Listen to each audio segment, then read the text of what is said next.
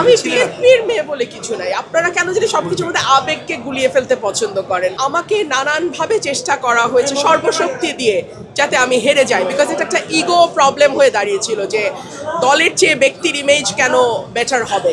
আসলে আমার অবস্থান সবসময় দেশের পক্ষে, দেশের মানুষের পক্ষে, সার্বিকভাবে বাংলাদেশের পক্ষে। সো আমার অবস্থান আগেও তাই ছিল, এখনো তাই থাকবে। এটা কার পক্ষে যাবে কার বিপক্ষে যাবে সেটা আমি জানি না। আমি আমার দায়িত্ব এবং কর্তব্য যেটা সেটাই আমি পালন করব।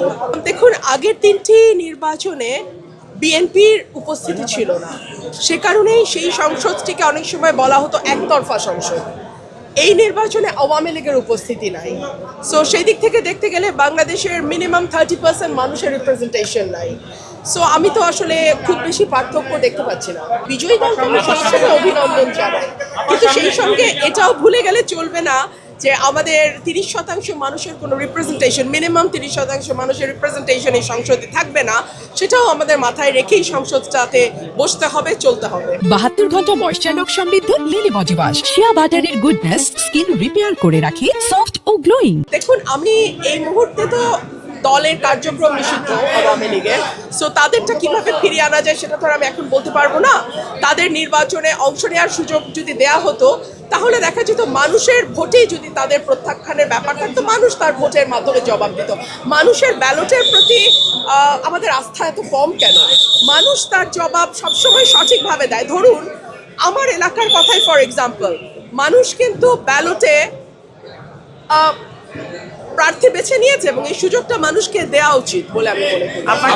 বিএনপিতে ফেরত যাওয়ার কোনো সুযোগ আছে কিনা আপনার? এখন পর্যন্ত না। ওটা কি অফার করা হয়েছে কিনা ফেরত না, যাওয়ার? নির্বাচনের পরে আমার সঙ্গে কোনো যোগাযোগ হয়নি কারো। যোগাযোগ করা হলে কি ফিরবেন?